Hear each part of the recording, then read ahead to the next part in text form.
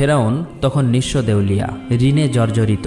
ঋণ পরিশোধ করার ভয়ে ঘরের মধ্যে লুকিয়ে পড়ে। অতএব একে একে পাওনাদার ফেরাউনের বাড়িতে আসতে থাকে। ফেরাউন ছিল খুবই চতুর এবং প্রতারক। শুধু প্রতারক নয়, বাটপার। তাই সে ঘরের মধ্যে থাকলেও ঘরের দরজাটা খোলা রাখত, যাতে পাওনাদার বুঝতে পারে বাড়িতে কেউ নেই। দিনের পর দিন এভাবেই পাওনাদার সেখানে আসে, কিন্তু ফেরাউনের দেখা না পেয়ে তারা ফিরে যায়। ফেরাউন একা একা ভাবতে থাকে, এভাবে আর কতদিন নিজেকে লুকিয়ে রাখবো, নিজেকে প্রতিষ্ঠিত করতেই হবে।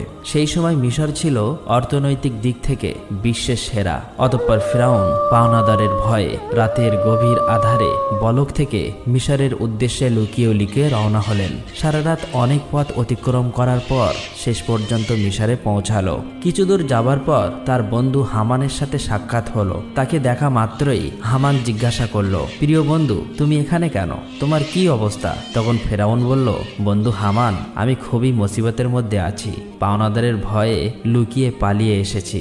আমি একেবারে নিঃস্ব, চারিদিকে ঋণে জর্জরিত। এখন আমার কোনো একটা কাজের প্রয়োজন। তখন হামান বলল, ফেরাউন, আমারও একই অবস্থা, আমার একটা কাজের প্রয়োজন। অতঃপর ফেরাউন ও হামান কাজের সন্ধানে বেরিয়ে পড়লেন। কিছু পথ অতিক্রম করার পর তারা ক্ষুধায় এবং তৃষ্ণায় কাতর হয়ে পড়েছিল। দূরে লক্ষ্য করে দেখল একটি লোক তরমুজ খেতে তরমুজ কাটার কাজ করছে। তখন ফেরাউন ও হামান ধীরে ধীরে সেই তরমুজ ক্ষেতের সামনে গিয়ে বলল, চাচা যান, আমরা খুবই ক্ষুধার্ত, আমাদের কিছু তরমুজ খেতে দেবেন? এই কথা শোনা মাত্র লোকটি তাদের তরমুজ খেতে দিল। তারা পেট ভরে তরমুজ খেয়ে তৃপ্তি পেল। তারপর ওই তরমুজ ক্ষেতের মালিক তাদেরকে জিজ্ঞেস করলো, তোমাদের তো আগে কখনো দেখিনি, তোমরা কে আর কোথা থেকে আসছো? তখন ফেরাউন বলল, আমরা ভিন দেশি, বলক থেকে আসছি কাজের জন্য। তরমুজ ক্ষেতের মালিক ভাবলো তারও কাজের লোক দরকার, তাই সে তাদেরকে বলল, তোমরা কি আমার কাছে কাজ করবে? হামান বলল, অবশ্যই কাজ করব। তখন তরমুজ ক্ষেতের মালিক বলল, আমার কাছে কাজ করতে হলে সৎভাবে কাজ করতে হবে, চুরি করা যাবে না। ফেরাউন ছিল প্রতারক, তাই সে চালাকি করে বলল, আমি জীবনে কখনো মিথ্যা বলিনি, আর চুরি তো দূরের কথা। এইভাবে বিভিন্ন চালাকি পন্থা অবলম্বন করে ফেরাউন ও তার বন্ধু হামান তরমুজ ক্ষেতের মালিকের মন জয় করে, কাজে নিযুক্ত হলো। পরের দিন থেকে ফেরাউন ও হামান তরমুজ নিয়ে বাজারে যায়। বাজার থেকে তরমুজগুলো বেশি দামে বিক্রি করে মালিকের কাছে বেশি লাভ দেখায়। এভাবেই আরো বেশি মালিকের মন জয় করে নেয়। বেশ কিছুদিন অতিবাহিত হয়ে গেল। একদিন ফেরাউন ওই ক্ষেতের মালিককে বলে, চাচা যান, আপনি তরমুজগুলো পিস হিসাবে আমাকে বিক্রি করুন, তাহলে আপনার আরো বেশি লাভ হবে। ক্ষেতের মালিক তার কথায় রাজি হয়ে গেল। অতঃপর পরের দিন থেকে ফেরাউন তরমুজগুলো আবারও বাজারে বিক্রি করতে নিয়ে গেল। ফেরাউন তরমুজগুলো পিস হিসাবে কিনত, মাঝে মধ্যে কিছু তরমুজ চুরিও করত এবং বাজারে এসে তরমুজগুলো কেটে টুকরো টুকরো করে চড়া দামে বিক্রি করত। এভাবেই চালাকি করে ফেরাউন অনেক টাকা উপার্জন করলো। একদিন রাতে ফেরাউন তার বন্ধুকে বলল, হামান, এভাবেই যদি আমরা শুধু তরমুজ বিক্রি করি তাহলে জীবনে কিছুই করতে পারবো না, আমাদের অন্য কিছু করতে হবে। সেই সময় ঘটে যায় এক চমৎকার ঘটনা। মিশরের বাদশাহ তার সেনাবাহিনীর দ্বারা দেশের মধ্যে একটি বিজ্ঞপ্তি জারি করে। সেনাবাহিনীরা বিভিন্ন জায়গায় গিয়ে বলে, এত দ্বারা জানানো যাইতেছে যে মিশরের কবরস্থানে একটি দারোয়ান প্রয়োজন। যদি কোনো ব্যক্তি এই চাকরি করতে ইচ্ছুক হও তাহলে সে যেন অতি সত্বর মিশরের বাদশার দরবারে যোগাযোগ করে। এই কথা বলে সেনাবাহিনীরা সেখান থেকে চলে গেল। এই সমস্ত কথা প্রত্যক্ষ পরোক্ষভাবে শ্রবণ করার পর ফেরাউন তার বন্ধুকে বলল, হামান, চলো আমরা রাজ দরবারে যাই। হামান বলল, আমার মনে হয় এটা সম্ভব হবে না। তখন ফেরাউন বলল, এই কাজ হাতছাড়া করা যাবে না, চলো আমরা একবার চেষ্টা করি। অতঃপর ফেরাউন ও হামান দেরি না করে সাথে সাথে মিশরের রাজ দরবারে হাজির হলো। মিশরের বাদশাহ তাদেরকে জিজ্ঞেস করলো, তোমরা কে আর কি চাও? তখন ফেরাউন করজোরে অনুরোধ করে বলল, আমি মুসাফির, ভিন দেশ থেকে এসেছি, আমি খুবই অভাবী। আমি শুনেছি আপনি কবরস্থানের দারোয়ান নিযুক্ত করবেন, তাই দয়া করে আমাকে যদি এই চাকরিটা দিতেন আপনার কাছে চিরকৃতজ্ঞ থাকতাম। মিশরের বাদশাহ ফেরাউনকে দেখে মনে মনে ভাবল, তার তো শরীর স্বাস্থ্য ভালো, চেহারাও ভালো, মনে হয় সে পারবে। এই ভেবে ফেরাউনকে কবরস্থানের দারোয়ানের চাকরিতে নিযুক্ত করল। পরের দিন থেকে ফেরাউন মিশরের কবরস্থানে দারোয়ানের চাকুরিতে নিযুক্ত হলো। দিনরাত ফেরাউন কবরস্থানের সামনে দাঁড়িয়ে থাকে আর পাশেই একটি ছোট্ট ঘরে তার বন্ধু হামান ও ফেরাউন একসাথে বসবাস করে। একদিন রাতে কয়েকজন লোক একটি মৃত লাশকে দাফন করতে আসলো, কিন্তু ফেরাউন তাদেরকে বাধা দিল, কবরস্থানে ঢুকতে দিল না। তখন তারা বলল, কি ব্যাপার, আপনি লাশ দাফন করতে বাধা দিচ্ছেন কেন? আসলেই ফেরাউন ছিল প্রতারক এবং বাটপার, তাই সে চালাকি করে বলল, আপনারা কি শোনেননি মিশরের বাদশাহ নতুন আইন করেছে, মৃত লাশকে দাফন করতে হলে 1 স্বর্ণ মুদ্রা দিতে হবে। এই লোকগুলো ফেরাউনের কথা বিশ্বাস করে নেয় এবং তাকে 1 মুদ্রা দিয়ে লাশ দাফন করে। এভাবেই প্রচার হয়ে যায় যে একটি লাশ দাফন করতে হলে 1 স্বর্ণ মুদ্রা দিতে হবে। এভাবেই ফেরাউন প্রতারণা করে অনেক টাকা উপার্জন করে। সেই সময় ঘটে যায় আজব ঘটনা। মিশরে সেই সময় আল্লাহর গজব শুরু হয়। চারিদিকে কলেরা, বসন্ত রোগে প্রচুর মানুষ মারা যেতে থাকে। অতঃপর কিছু লোক মৃত লাশকে দাফন করার জন্য কবরস্থানে আসলো। তখন ফেরাউন আরো চালাকি করে বলল, মিশরের বাদশাহ নতুন আইন করেছে, যদি কোনো ব্যক্তি কলেরা বসন্ত থেকে মারা যায় তাহলে 2 স্বর্ণ মুদ্রা দিয়ে তবেই তাকে এই কবরস্থানে দাফন করতে পারবে। ফেরাউন প্রতারণা করে সবার কাছ থেকে স্বর্ণ মুদ্রা নিয়ে অনেক টাকা উপার্জন করলো। এভাবেই সেই বছর অতিবাহিত হয়ে গেল। এরপর ফেরাউন তার বন্ধুকে বলল, হামান, এই দেখো 2 বস্তা টাকা উপার্জন করেছি, কিন্তু এগুলো আমরা মিশরের বাদশার নিকট নিয়ে যাব। এই কথা শুনে হামান যেন চমকে গেল। সে বলল, ফেরাউন, তোমার কি মাথা খারাপ হয়ে গিয়েছে? যে টাকার জন্য এত কষ্ট করলে, সবার থেকে প্রতারণা করলে, আর শেষ পর্যন্ত কিনা সেই টাকাগুলো বাদশাকে দিয়ে দেবে? ফেরাউন বলল, হামান, ধৈর্য ধরো, আমার বুদ্ধি ক্রমশ প্রকাশ পাবে। অতঃপর সে দেরি না করে পরের দিন ফেরাউন ও হামান 2 বস্তা স্বর্ণ মুদ্রা নিয়ে মিশরের বাদশার দরবারে হাজির হলো।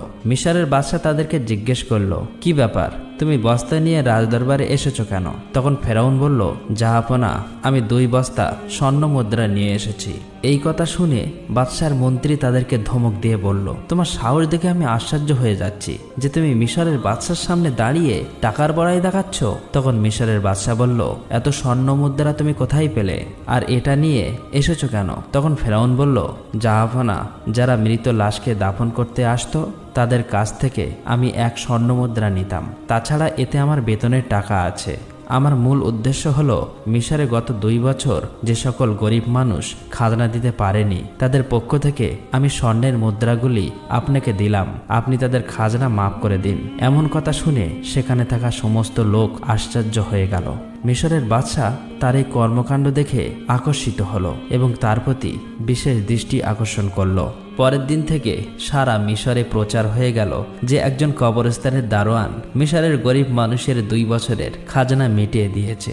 সমস্ত মিশরের লোক বলতে লাগলো, এমন ভালো মানুষ সারা মিশরে দ্বিতীয়টি দেখা যায় না। ওই ব্যক্তিটি কবরস্থানের দারোয়ান না হয়ে যদি আমাদের দেশের বাদশা হতো তাহলে কতই না সুখী হতাম। এভাবেই প্রথমে মিশরের বাদশা, তারপর মিশরের মানুষের মন জয় করে নিল। অতঃপর অনেক দিন অতিবাহিত হয়ে গেল। একদিন মিশরের বাদশা বার্ধক্যজনিত কারণে ইন্তেকাল করলেন। তখন চারিদিকে সবাই চিন্তিত হয়ে পড়ল, কি হবে দ্বিতীয় রামেসিস, মিশরের বাদশা। কয়েকদিন পর রাজ দরবারে একটি জরুরি মিটিংয়ের আয়োজন করা হলো। সেখানে থাকা বিশিষ্ট জ্ঞানী ব্যক্তিদের মধ্য থেকে একজন বলল, এইভাবে তো আর মিশরের বাদশার আসন খালি রাখা যাবে না। কি হবে মিশরের বাদশা, আপনারা সবাই আলোচনা করে বলুন।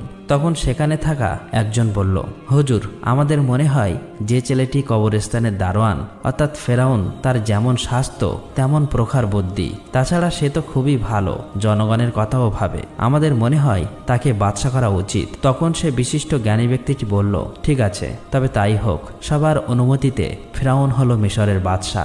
যে লোকটি একদিন তরমুজ বিক্রি করত, কবরস্থানের দারোয়ান ছিল, ভাগ্যের পরিবর্তনে আজ সে সমগ্র মিশরের বাদশা। আসলে ফেরাউন যে কত নিকৃষ্ট মানুষ ছিল তা কারো জানা ছিল না। এদিকে ফেরাউন মিশরের বাদশা হবার পরে আবারও বিভিন্ন চালাকি ও প্রতারণা করে তার বন্ধু হামানকে মন্ত্রী বানিয়ে দেয়। একদিন ফেরাউন রাজদরবারে বসেছিল। তিনি হঠাৎ করে ঘোষণা করলেন, সমগ্র মিশরে গত 1 বছরে কোনো মানুষের খাজনা দিতে হবে না। এই সমস্ত খাজনা ফেরাউনের তরফ থেকে মাফ করা হবে।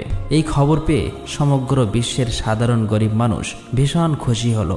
অতঃপর ফেরাউন ও হামান ছাড়া যখন কেউ ছিল না, তখন হামান বলল, বন্ধু ফেরাউন, এভাবে যদি সমস্ত খাজনা মাফ করে দাও তাহলে বাদশাহী চলবে কিভাবে? ফেরাউন বলল, হামান, ধৈর্য ধরো, এরপর আমি এমন বুদ্ধি করব যে সারা জীবন আমরাই হব সমগ্র বিশ্বের বাদশা। এমন কোনো শক্তি নেই যে আমাদেরকে হারাতে পারবে, তার জন্য বুদ্ধির প্রয়োজন। এই কথা বলে তারা দুজনে একে একে চলে গেল। পরের দিন থেকে সারা মিশরে ফেরাউনের নাম আলোচিত হতে লাগলো। এই সময় হামান ফেরাউনকে ডেকে বলল, বন্ধু ফেরাউন, তুমি যদি সারা জীবন বাদশা থাকতে চাও তাহলে কিছু কাজ অবশ্যই প্রয়োজন। তখন ফেরাউন বলল, কি সেই কাজ? এরপর হামান একে একে সব বলে দিল। অতঃপর ফেরাউন রাজদরবারে একটি জরুরি মিটিংয়ের আয়োজন করল। তখন ফেরাউন বলল, আজ থেকে সারা মিশরে কোনো শিক্ষা ব্যবস্থা থাকবে না, সমস্ত পাঠশালা বন্ধ করে দেওয়া হবে। ফেরাউন রাজকীয় ফরমান জারি করল, মিশরের কোনো ব্যক্তি শিক্ষা নিতে এবং দিতে পারবে না। যদি কোনো ব্যক্তি এই হুকুম অমান্য করে তাহলে তাকে হত্যা করা হবে। সারা মিশরে যারা ছোট ছোট পাথরের মূর্তি বানিয়ে পূজা করে সেগুলি যেন ভেঙে দিয়ে ফেরাউনের মূর্তি পূজা করে। এইভাবে অল্প দিনের মধ্যে ফেরাউনের কথায় ভীত হয়ে লেখাপড়া বন্ধ করে দেয় এবং সমগ্র মিশরের মানুষ আল্লাহর কথা ভুলে গিয়ে মূর্খ অজ্ঞতা হয়ে পড়ে। মানুষ সম্পূর্ণরূপে চতুষ্পদ জন্তুর মতো হয়ে পড়ল। এরপর ফেরাউন ব্যাপক অহংকারী হয়ে গেল। নিজেকে এত বড় মনে করতে লাগলো যে অহংকারে পরিপূর্ণ হয়ে নিজেকে খোদা দাবি করল।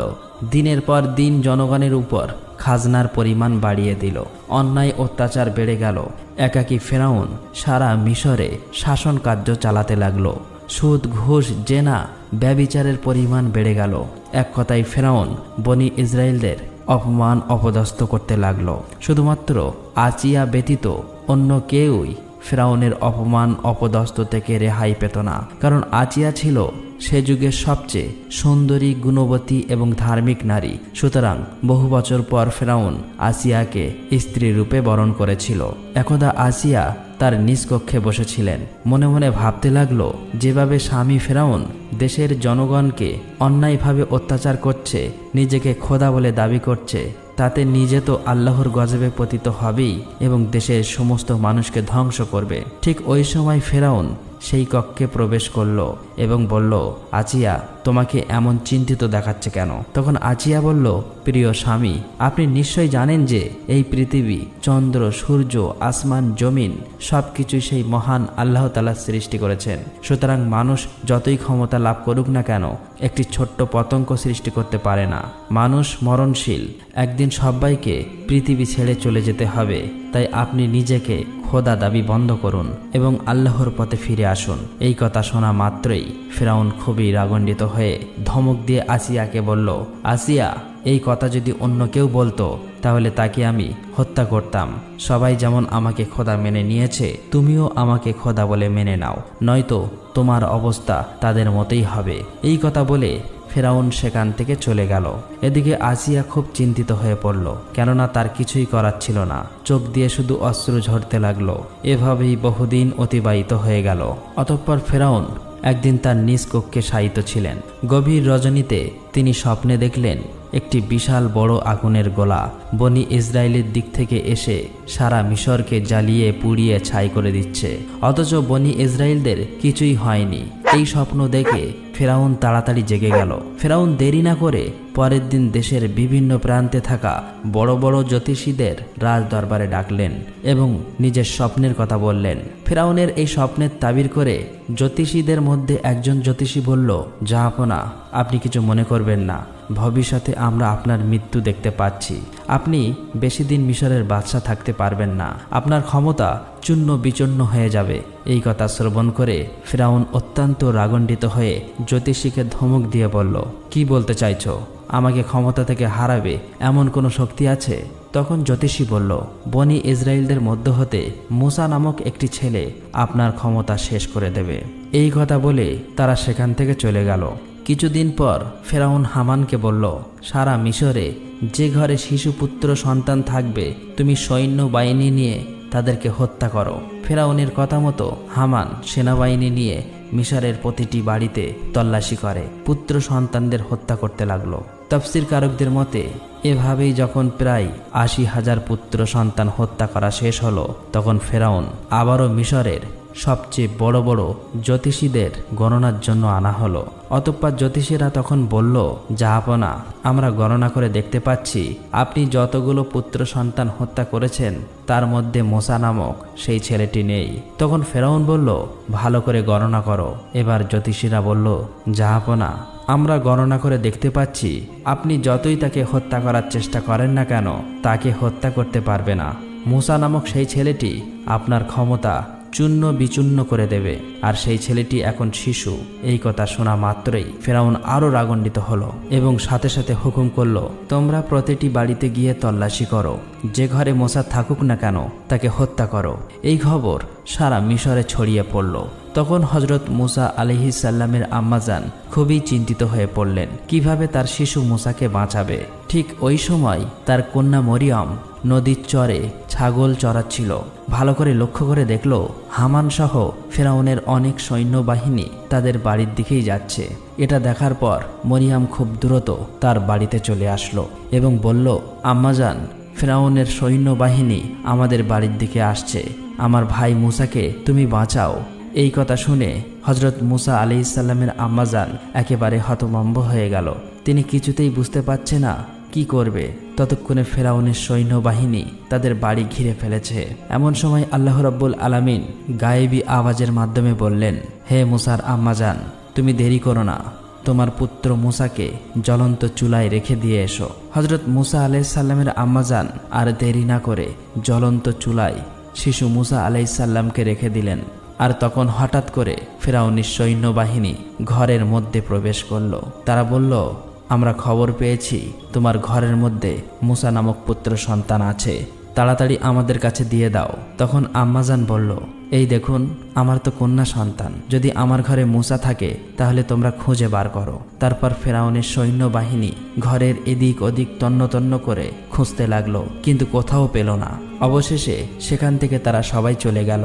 এরপর হজরত মুসা আলাইহিস সালামের আম্মাজান কাঁদতে কাঁদতে ওই জ্বলন্ত চুলার কাছে গিয়ে দেখল হজরত মুসা আলাইহিস সালাম বেঁচে আছে এবং ওই জ্বলন্ত আগুনের মধ্যেই খেলা করছে আল্লাহর কুদরতে। হজরত মুসা আলাইহিস সালামের একটি পশমও আগুনে পড়েনি। তখন হজরত মুসা আলাইহিস সালামের আম্মাজান আল্লাহর দরবারে শুকরিয়া আদায় করলেন এবং বললেন, হে আল্লাহ, তুমি সমস্ত ক্ষমতার মালিক, সমস্ত প্রশংসা তোমারই। আল্লাহ গো, তুমি আমার পুত্র মুসাকে বাঁচিয়েছ।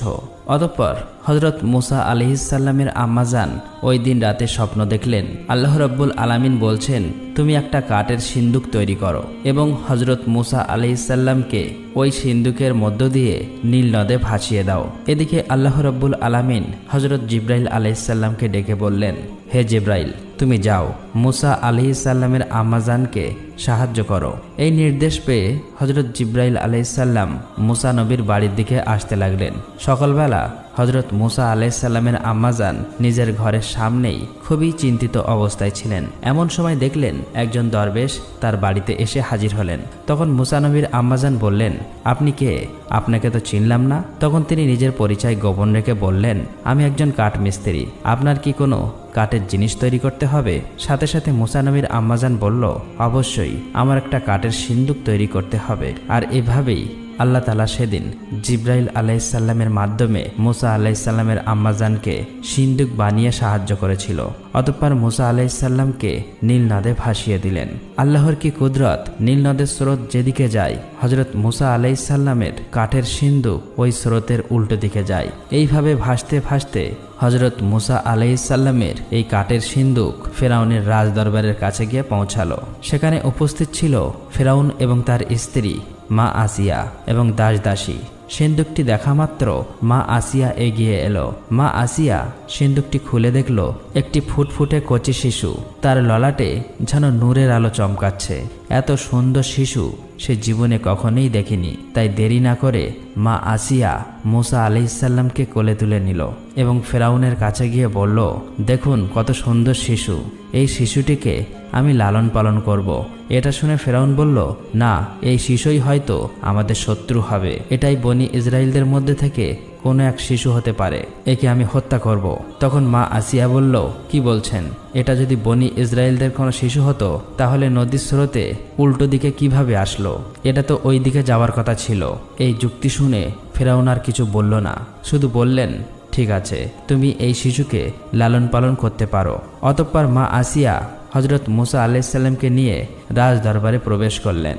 ফেরাউন যখন মুসা আলাইসাল্লামকে কোলে তুলে নিল এবং নিজের সন্তান রূপে আদর করার জন্য চুম্বন দিতে যাবে, এমন সময় হজরত মুসা আলাইসাল্লাম আল্লাহর হুকুমে ওই কচি শিশু হাতে এত জোরে ফেরাউনকে চড় মারল যেন রাজদরবার কেঁপে গেল। মনে হলো যেন ভূমিকম্প শুরু হয়ে গেছে। তখন ফেরাউনের মনে সন্দেহ প্রকাশ পেল। মনে মনে বলতে লাগলো, নিশ্চয়ই এই শিশু কোনো সাধারণ শিশু নয়, একে পরীক্ষা করতে হবে। তখন ফেরাউন একজনকে বলল, যাও কিছুটা স্বর্ণ আনো আর তার সাথে আগুন নিয়ে এসো, এই শিশুকে পরীক্ষা করব। এটা শুনে সেখানে থাকা উপস্থিত সবাই হতবাক হয়ে গেল। এই লোকটি যখন আগুন আর স্বর্ণ নিয়ে আসলো, ঠিক ওই সময় আল্লাহ রাব্বুল আলামিন হজরত জিব্রাইল আলাইসাল্লামের মাধ্যমে হজরত মুসা আলাইসাল্লামের হাত আগুনের দিকে ঘুরিয়ে দিল আর মুসা আলাইসাল্লাম চিৎকার করে কাঁদতে লাগলো। তখন আসিয়া বলল, আপনার মতো কঠিন হৃদয় এবং নিষ্ঠুর এই পৃথিবীতে আর কেউ নেই। এই কচি শিশু কি আগুন এবং স্বর্ণের কোনো পার্থক্য জানে? অতঃপর ফেরাউনের মনে সন্দেহ মুছে গেল। আর এইভাবে হজরত মুসা আলাইসাল্লাম ফেরাউনের বাড়িতেই বড় হতে লাগলো। প্রিয় দর্শক, আজকের ভিডিও এখানেই শেষ। আসসালামু আলাইকুম, সবাই ভালো থাকবেন।